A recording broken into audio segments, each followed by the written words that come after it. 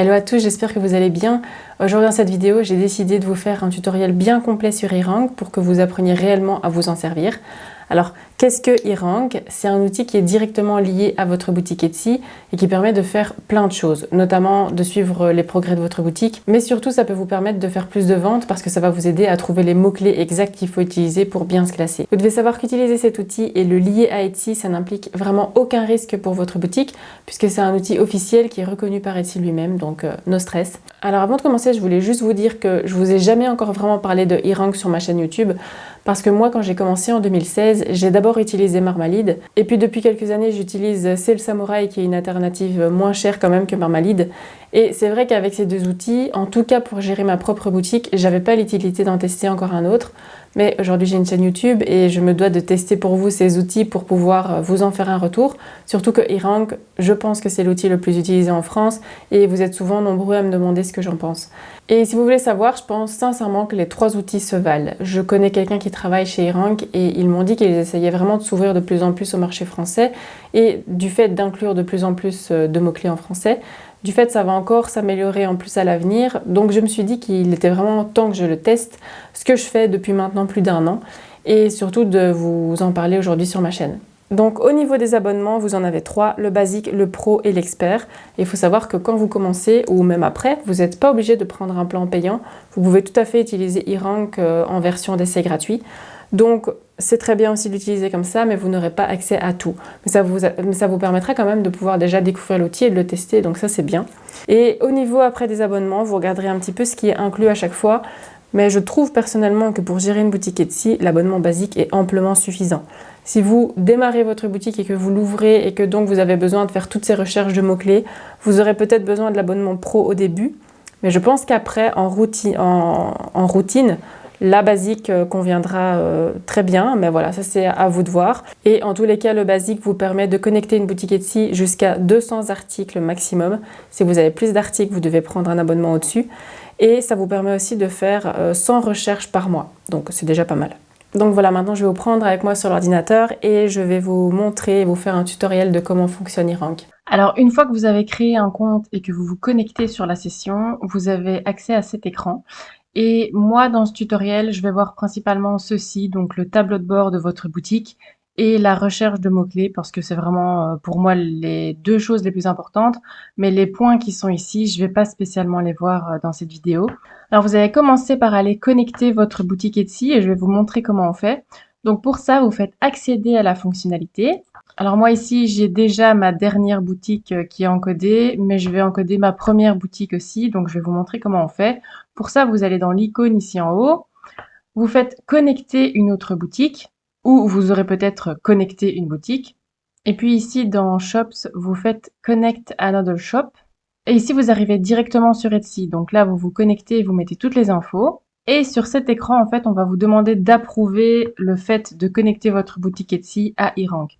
Et en fait, ça dit que ça donne à eRank la possibilité de connecter votre boutique, de lire votre adresse email, de voir vos articles, de voir vos informations de profil, etc. Donc, si vous êtes d'accord avec tout ça, vous faites Grant Access, qui est donner l'accès, ou alors vous refusez si vous ne voulez pas le faire. Nous, dans notre cas, comme je vais vous montrer comment connecter la boutique, on va autoriser l'accès. Ici, il me met, voilà, votre boutique est correctement connectée à eRank. Je fais continuer et voilà, c'est fait. Si jamais vous vous connectez quelques jours plus tard ou alors même quelques semaines, parfois vous devrez faire rafraîchir les données ici pour actualiser les données ou alors vous allez avoir une fenêtre qui va s'afficher sur l'écran et qui vous demande si vous voulez rafraîchir les données de la page et c'est important de le faire pour que toutes les données soient à jour. Qu'est-ce que vous indique cet écran? Alors d'abord, moi ici, j'ai une petite bannière qui s'est mise et vous aurez peut-être une bannière en fonction des accomplissements que vous faites sur votre boutique. Et ici, on me dit, vous avez vendu plus d'articles que 97% des autres boutiques sur Etsy. Bien joué. Je vais vous détailler aussi toutes les données qu'il y a à l'écran, mais vous pouvez à chaque fois les avoir en fait en survolant simplement le petit point d'interrogation. Vous avez les infos. Mais donc ici, c'est le nombre total de ventes que j'ai eu sur Etsy depuis le départ avec ma boutique, depuis son ouverture.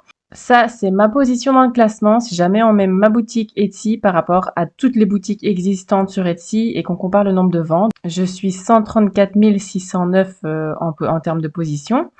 Et 118, c'est la même chose, sauf que c'est juste au rang de la Belgique. Donc au rang de votre propre pays, j'ai la 118e boutique qui a fait le plus de ventes sur Etsy en Belgique. Ici, c'est le nombre d'articles actifs sur votre boutique. Donc ça ne compte pas ceux qui sont expirés, les brouillons, etc. C'est uniquement ceux qui sont en ligne. Et cette case ici vous indique le nombre d'articles qui a été trouvé par eRank pour votre boutique dans des termes assez spécifiques durant les dernières 24 heures. Donc ça veut dire que j'ai 19 articles sur Etsy qui se classent dans les 100 premiers résultats au moins durant les dernières 24 heures sur Etsy. J'étais tellement plongée dans ma vidéo que j'ai même pas fait attention, mais en fait, il manquait des infos. Donc, quand c'est comme ça, vous faites refresh data à ce niveau-là et il vous actualise les infos que je vais vous montrer ici. Donc, la valeur qui est ici, c'est la valeur d'inventaire de votre boutique. Donc, c'est si on additionne la valeur de tous les articles que vous avez dans votre boutique, ça sera ce total ici. Ici, il y a 18 tags qui manquent sur mes articles. Si vous cliquez dessus, il va vous mettre exactement quels sont les articles concernés. 889, c'est le nombre d'erreurs qu'il a détectées sur ma boutique en termes de fautes d'orthographe ou des fautes de langage. Mais attention, parce qu'en fait, j'ai remarqué qu'il y a quand même encore beaucoup de mots français qui sont pas bien détectés. Et donc, à chaque fois qu'il y a un mot en français, il va le détecter comme une erreur. Donc, c'est pour ça qu'il y a autant ici d'erreurs de langage. Ici, il y a 14 articles qui ont moins de 10 images. Ensuite, là, il y a 59 tags qui sont des mots uniques. Et comme vous le savez, vous avez peut-être regardé ma vidéo sur le référencement, sinon je vous la mets ici dans le coin et dans la description. Mais il faut toujours essayer de faire des mots-clés de longue traîne qu'on va utiliser dans des descriptions d'articles, dans vos titres, dans vos tags, etc. Ce sont des mots-clés qui sont beaucoup plus précis que des mots-clés uniques. Et donc ici, eRank me dit, attention, il y a 59 mots-clés uniques, mais parfois, dans certains cas, c'est utile de les utiliser, donc voilà. Et ça, c'est le nombre de tags que vous avez dans votre boutique. Donc, il va compter, même si un tag, vous l'avez utilisé dans plusieurs articles, il le compte comme un. Et donc, c'est le nombre de tags uniques que j'ai dans ma boutique. Ensuite, si vous descendez dans Tracking ici, dans cette section, vous avez la possibilité de regarder combien vos concurrents font de ventes par jour ou par semaine.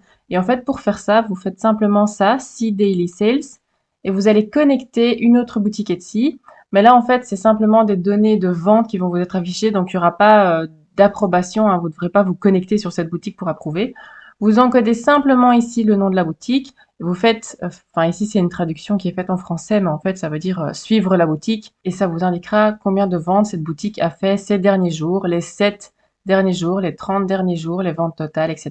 Ensuite, on a ici Traffic Stats, mais moi c'est quelque chose que j'utilise pas. C'est si jamais vous voulez connecter Google Analytics à votre eRank, vous avez d'autres infos qui vont s'afficher. Donc ça, vous pouvez le faire si vous le souhaitez. Ici, dans cette section, moi c'est une section que j'utilise pas, donc c'est le Listing Change Tracker. Et en fait, ça vous sert à faire une liste d'articles que vous souhaitez suivre particulièrement. Donc, c'est vraiment pour votre boutique à vous. Et si vous souhaitez faire ça, vous devez aller dans Fiche produit active. Ici, je tombe sur mes articles et je fais ça ici, Track Change. Et si j'actualise les données ici, que je fais rafraîchir les données, maintenant mon article il s'est ajouté ici dans cette liste. Et si je clique dessus ou que je fais Edit Listing, j'ai un résumé de mon article. Donc son titre, les tags utilisés. eRank va faire une genre de capture d'écran, si vous voulez, un snapshot toutes les 24 heures pour avoir des données qui sont vraiment actualisées. Et donc voilà, ici vous avez un résumé, votre prix, votre quantité valable, le nombre total de vues, le nombre total de favoris, votre titre, vos tags. Et ça vous permet, si vous voulez, de faire des listes dans le but de traquer certains articles sur votre boutique. Ici, on a un petit classement des marketplaces les plus populaires par pays. Donc ça, c'est vraiment juste si vous voulez avoir l'info. Vous prenez la France et vous regardez.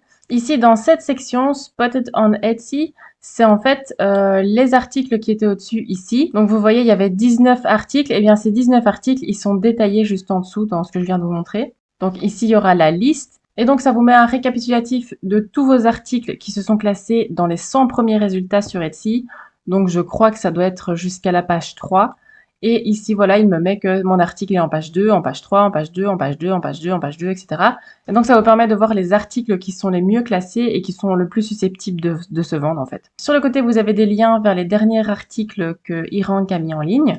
Et enfin, ici, vous avez les tendances sur Etsy. Donc ça, c'est ce que les acheteurs ont recherché sur Etsy la semaine dernière. Donc là, vous voyez du 9 au 15 juillet. Et si vous voulez les recherches tapées en France, vous regardez ici. C'est possible qu'il y ait des mots-clés en anglais, mais c'est quand même des recherches qui sont effectuées par des Français, parce que certains Français tapent ça directement en anglais. Donc voilà, sachez que c'est pour ça que vous avez aussi des mots en anglais.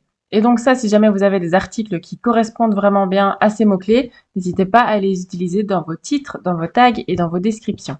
Maintenant qu'on a bien vu toute cette section, je vais vous montrer la deuxième partie qui est donc l'outil de recherche de mots-clés. Donc pour faire ça, vous allez dans Outils et vous allez dans Explorateur de mots-clés. Ici, dans la barre de recherche, vous tapez un mot-clé, n'importe lequel. Donc là, moi, par exemple, je vais taper mug. Vous faites Enter. Personnellement, j'utilise toujours aussi les recherches aux États-Unis parce que si vous utilisez les recherches uniquement en France, vous allez avoir beaucoup moins de données et donc voilà, je trouve que c'est mieux de prendre vraiment le plus d'informations possible. Donc on se retrouve avec ces infos et en fait toutes les statistiques ici sont basées sur les 12 derniers mois de cette année. Ici, vous voyez USA, mais c'est parce que j'ai choisi USA. Mais si jamais vous choisissez la France, vous aurez des données uniquement pour la France. Et donc ici, les recherches moyennes, c'est le nombre moyen de recherches qui sont effectuées sur Etsy pour ce mot-clé par mois. Ici, clic moyen, c'est la même chose mais pour les clics. Donc c'est le nombre de clics qu'ont récolté ces fiches produits qui ont le mot mug dans leur tag. Et donc elles ont récolté en moyenne 39 000 clics en tout par mois. Ici, le CTR moyen, ça nous indique le rapport entre le fait que les clients recherchent un mot-clé et qu'ils cliquent sur une fiche produit. On est à 109% de clics par rapport à la recherche. Et enfin, ici, la compétition, c'est le nombre de fiches produits qui contiennent le mot mug dans leur tag. Ici, vous avez les tendances de recherche sur le côté et ça peut vous être utile pour savoir plus ou moins à quelle période vous devez mettre en ligne un article. Donc, vous voyez ici, on voit que clairement, la période où les mugs sont le plus recherchés, c'est à partir d'octobre 2022. C'est clairement là qu'il y a le pic. Et c'est en fait pour les fêtes, hein, puis encore un petit peu en janvier et après ça redescend. Et donc en fait, vous devez vous dire que vous devez mettre en ligne l'article au moins 12 à 16 semaines avant le début de cette période. Donc ici, 12 à 7 semaines avant octobre. Ici, on a les recherches par pays. Donc en fonction des pays, comment le mot mug est-il recherché? Et vous voyez qu'il est recherché à 50% aux États-Unis, mais dites-vous que la plupart des acheteurs sur Etsy sont aux États-Unis, donc c'est normal d'avoir des grosses statistiques comme ça.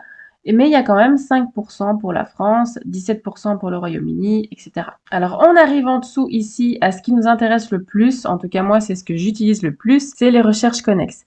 Et donc en fait pour faire une recherche, ce que je vous conseille c'est de taper un mot qui est très vague. Donc par exemple si je vends une tasse avec une fleur dessus, je vais pas taper flower mug, je vais taper juste mug pour vraiment ouvrir la recherche au maximum et laisser eRank pouvoir vraiment rechercher tous les mots-clés qui sont liés au mot mug. Parce que si vous indiquez des mots-clés qui sont trop spécifiques dans cette case-là, ça va vous bloquer dans les recherches en fait. Donc ici, moi, je m'ouvre en fait à toutes les recherches possibles et je vais avoir beaucoup plus de mots-clés que si je restreins et que je suis plus spécifique dans ma recherche dès le départ. Et en fait, ici, donc vous voyez, on a les mots-clés que eRank nous propose et qui sont liés à celui que j'ai tapé. On a les tendances de recherche. À chaque fois, le mois dans lequel on est, il est ici. On a le nombre de caractères qu'il fait en longueur.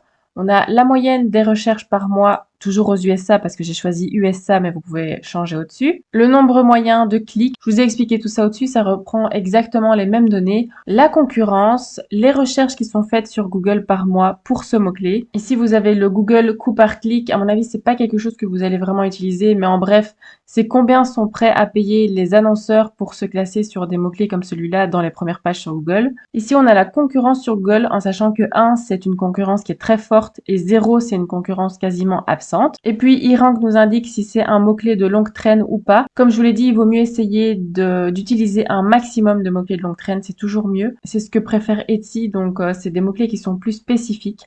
Ici, il nous indique par exemple que tous les premiers mots-clés ici, pour lui, c'est pas des mots-clés de longue traîne. Et donc évidemment, le but quand vous faites vos recherches, c'est d'essayer de trouver des mots-clés où il y a beaucoup de recherches et où il n'y a pas trop de compétition, qui sont encore dans le jaune par exemple, c'est très bien, ou à moins de 50 000 en tout cas, parce qu'au-dessus de 50 000, dites-vous que déjà la compétition, elle est totalement saturée. Et vous devez essayer de trouver des mots-clés qui décrivent parfaitement votre article. Ça peut aussi vous donner des idées de produits. Donc par exemple, vous voyez ici le mot cactus mug. C'est un mot-clé qui est clairement tendance en ce moment. C'est un article qui est recherché. Il y a presque 1000 recherches par mois et il y a moins de 8000 en compétition. Donc, si j'utilise ce mot-clé et que je fais un bon article, il y a des chances pour qu'il se vende assez rapidement. Si jamais vous voulez sauvegarder vos mots-clés ici dans une liste pour pouvoir les réutiliser plus tard, vous faites ici d'abord liste de mots-clés et puis vous allez faire nouvelle liste. Je vais par exemple l'appeler mug. Vous faites sauvegarder. Ici, je vais aller mettre des petites étoiles sur les mots-clés que je vais garder. On retourne dans défaut liste et on fait afficher la liste. Et voilà, dans la liste mug, il me garde ces 3 mots-clés et en plus, ça me permet vraiment de voir les informations que je souhaite au même endroit et qui sont déjà triées. Et il y a une fonction qui est super chouette, c'est que vous pouvez utiliser des couleurs pour classer vos mots-clés. Donc par exemple, ça peut être des mots-clés que vous trouvez pour finir pas intéressants ou alors dont vous souhaitez suivre les recherches ou alors des mots-clés que vous avez déjà utilisés ou que vous souhaitez encore utiliser. Donc vous faites des codes couleurs et vous pouvez utiliser vos listes de cette façon-là. Et ici, vous avez aussi une autre fonction qui est vraiment très chouette, c'est que vous pouvez ajouter une note. Donc là, vous pouvez mettre ce que vous voulez comme texte et vous faites Save. J'espère que maintenant vous comprenez un petit peu mieux comment fonctionne eRank et comment faire aussi vos propres recherches sur la plateforme. Dites-moi si ça vous a aidé en commentaire ou ce que vous voudriez que je vous explique pour le prochain tuto. Je vous retrouve dimanche pour une nouvelle vidéo. Salut, à bientôt.